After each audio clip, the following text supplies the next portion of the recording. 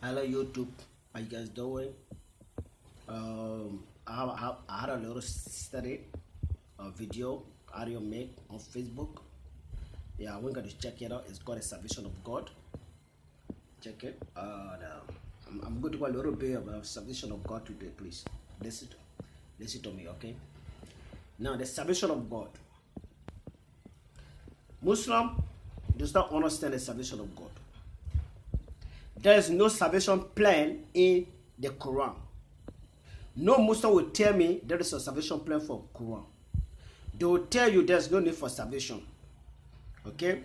There's no need for salvation. They will bring all kind of excuses. You know that I know there's a salvation. Okay? No Muslim will tell me if they die today, where will you go? Your Prophet Muhammad said something.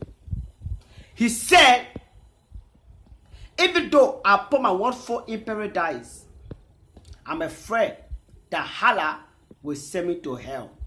Why? He said Allah is the deceiver. There's nowhere in the Quran say Allah is the God of love. It says Allah is merciful. Being merciful and the God of love, two different things. It's not the same. Allah does not love you because you are a slave to Allah. Allah is your master and you are the slave. So I used to watch Nobel Karashi debate Muslim, okay? And all the Muslims he debate, they all come up with excuses. They always say it's impossible for God to enter in his own creation. Why? Because God is too big. That's excuses. That's ordinary excuses. Now today I'm going to tell you the salvation of God. Yeah. There is a man, there's a Nigerian guy. I don't know his name yet, but I'm going to find out his name, and I'm going to let you guys know his name very soon, okay? Now, he had this book. He's an ex-wizard. Listen to me now. An ex-wizard. He was an ex-wizard. He was in the kingdom of darkness for over 20 years. Now, during his time in the kingdom of darkness, he had conversation with Satan. Okay, I'm going to go through that but later. But I'm going to talk about the salvation of God today. God is a loving God. God is a loving God. God is a faithful God. The Bible says we all came short to the glory of God. We're all on our way to hell. Because Satan used the skin of Leviathan to deceive the woman, and the woman deceived her husband, and the husband ate the fruit. She gave to her husband, and her husband ate it. He didn't ask question. He didn't say why. He just ate it because that was his wife. Adam sacrificed himself. Adam sacrificed the relationship he had with God for the woman. So God now had to find a solution. Because God don't want to see his children in hell. He wants to see his children in hell. It pained him to see his children disobey him, but it even hurt him most to see them go to that place he don't want them to go. So he decided to come on his own. God, he could have sent angels, he could have sent anybody, but he decided to come by himself to save mankind. Now, like I said before, this Nigerian guy, he had a book, okay? I forgot for his name, but I'm going to look him up and let you guys know. He said my conversation with Satan. Okay, listen to me now. He had a conversation with Satan, and Satan tell him the truth. Oh Jesus! Satan told him the truth. The conversation is long, okay? But I'm going to cut it short. Satan said, "When God said to me, He's going to bruise my head, and a woman's seed shall what? I shall bruise my head." God have a plan, okay? I thought God was joking. And Satan said, "We thought," because Satan have a group. You have a group, little group, okay? Satan have 7 kingdoms. The 7 kingdoms have leaders. And they have meeting all the time. So, and Satan said, We thought God going to send anybody, anything, anybody.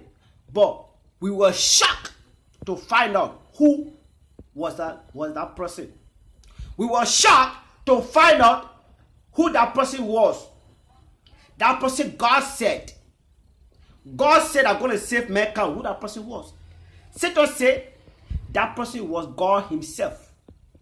He said it was Yahweh himself. It was God himself decided to come. Oh, my brothers and sisters, as I was listening to that testimony, man, tear came out of my eyes. The testimony is long. But I'm going to tell you something. God love you. Okay? Moses said God can enter his new creation. Let me ask you guys one question. For example, you got a car, okay? And the engines in your car is messed up. Something your car can't start. Something is wrong with your car. Now, are you going to sit outside, okay? Are you going to sit outside and wash your car don't move, don't do anything, just sit over there? Are you going to, you have the resources to help. You have the money to fix your car. You have the money to do all that because you have experience out of mechanic to fix your car. To fix your car. Are you going to sit out there, even though you yourself you are mechanic, you can fix it, and you're going to set your apprentice to come and do the job. You have PhD in mechanic, and you're going to send your apprentice to come and do the job, even though you can do it by yourself. Answer me now. Will you sit down and watch your apprentice do it, even though you have the degree, and your apprentice don't have a degree? He's learning under you. Same thing with God. God cannot sit on his throne and watch his children go to hell. That's why he came down on earth. He died on the cross of Calvary. He rose from the dead. So you and I can have the freedom from hell. Not just freedom from hell. We were granted everlasting ticket to be in the presence of God for eternity. Not just that, we were also adopted as children of the Most High through the blood of Jesus Christ. You see? Listen, Muslim, ask yourself this question. If Allah is indeed God, pay attention. If Allah is indeed God, why don't he prove himself to you that he's God? Let him prove himself is God. Let him show you that he's God. I know he's not God. He's a dead God. Let him prove to you he's God. Can he speak? Can he hear? How many people have he spoken to? Nobody beside your prophet Muhammad. And you yourself, you never know if you're going to go to heaven or not. Because Allah is a deceiver. That's what the Quran says. Allah is a deceiver. He deceives. He can deceive you. He can tell you right now, I'll take you to heaven if you kill a lot of Christians and Jews. And you go kill a lot of Christians and Jews. That's why you die. You find yourself in hell. Because he lied to you. But Jesus said, I am the way, the truth, and the life. No one comes to the Father but through me. He never lied. He said, I love you. That's why I lay down my life for you. Even though you reject me, I still love you. You see? You can reject Jesus, but he still love you. The world rejects you, but he still love the world. He still love you. So, listen, this is what I want all Muslims to do. Now, I want to take 1 week, pray to your Allah to prove himself to you. Listen to me now. Take 1 week, pray to your Allah to show himself to you. Then take 3 days and pray to Jesus to show himself to you. Then we will know who is God. I know my God. I know who I'm serving. I know my master. I hear his voice. I know his voice. I hear his voice. I know his voice. But can you say that about your Allah?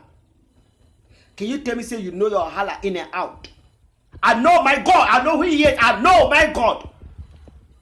I'm confident. I'm confidence, I know my God. I know his voice. I know my master. Can you say that by your hala? The salvation of God is near you. Take it before it's too late, because the end time is here. Jesus is coming. Christians, get serious with your God. Get serious with the church. Be serious, because God is on his way. God bless you.